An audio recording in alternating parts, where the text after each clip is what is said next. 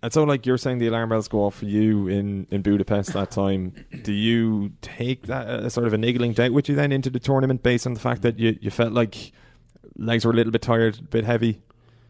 I certainly wasn't feeling great. I was carrying a bit of a knock as well, which I had to manage through it.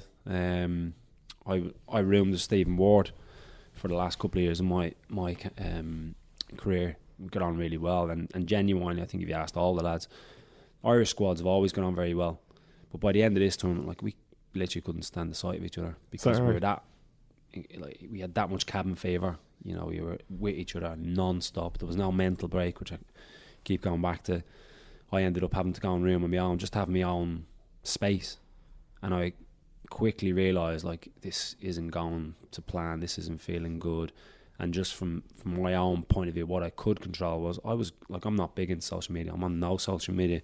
I was going on fans forums, like apps like yourselves, to try and convert myself from being a player stuck in that hotel where you couldn't really get out and do anything to being a fan. So I was kind of closing my eyes and seeing all these pictures and of the fans, where they were, what they were up to, the crack that was going on, and thinking about what I was like when I was a fan, when I went to the World Cup in '94 with my family, the games I'd been to at the Aviva, watching the games on the TV, the big games. So I was quickly trying to transform myself into a fan to try and kind of grasp this huge opportunity that I'd waited and worked so hard for. But it was, very frustrating.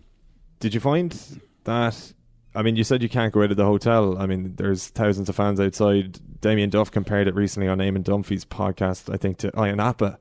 What did you make? Was it like, in terms of, from what you said there, it seems like it was almost like organisational issues as opposed to, say, tactical, like that it was sort of doomed to failure based on what had gone on long before you took to the pitch against Croatia and against Spain and Italy. Well, organisational wise, you know, I think there was, you know, because obviously we have the hugely highlighted Saipan issue in terms of the organisation. I felt with this one, there was a lot of thought went into it in terms of, we're going to be in Ireland first, we have the game, then we go off to a training camp in Italy, then we go from there to have a friendly in Budapest, and then we make our way to... So in terms of the breakup, we weren't in one particular place for too long. So with that regard, and the quality of the hotels was fine.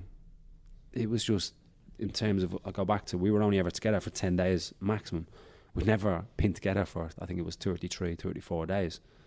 And you can't train the same day in, day out. And I've also mentioned this before in the past, I've got huge respect and huge gratitude to Mr. Trapattoni.